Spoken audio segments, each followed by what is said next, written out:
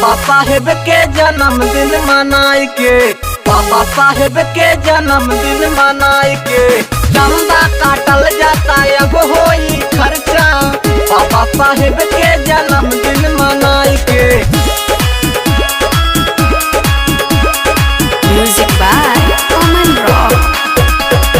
गौआ नगर सभे कराता चर्चा, चंदा काटल जाता अब होई खर्चा।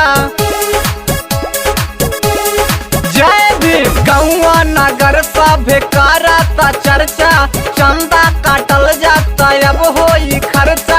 सगरो समाज के हमरा हब देखाई के, बाबा साहेब के जन्मदिन मनाई के, बाबा साहेब के जन्मदिन मनाई के, बाबा साहेब के जन्मदिन मनाई के, बाबा साहेब के जन्मदिन मनाई के।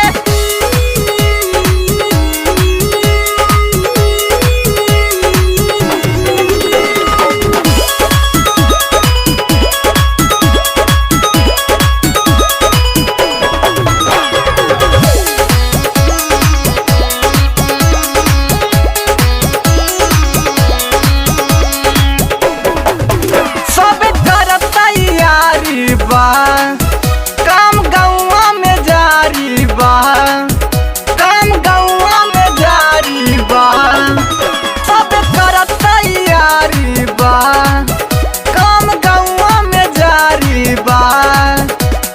पंचशील झंडा बाजार से ले आई के, बाबा साहेब के जन्मदिन मनाई के, बाबा साहेब के जन्मदिन मनाई के, बाबा साहेब के जन्मदिन मनाई के, बाबा साहेब के जन्मदिन मनाई के।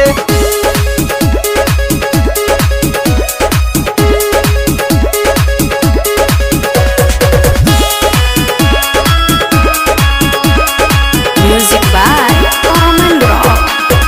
केहू साउंड बजावता, केहू मूर्ति सजावता,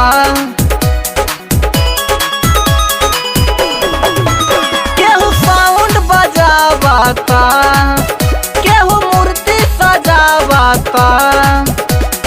चंदन दीवाना से गीतिया गवाई के, बाबा साहेब के जन्मदिन मनाई के, बाबा साहेब के जन्मदिन मनाई के, बाबा साहेब के जन्मदिन मनाई के, बाबा साहेब के जन्मदिन मनाई के।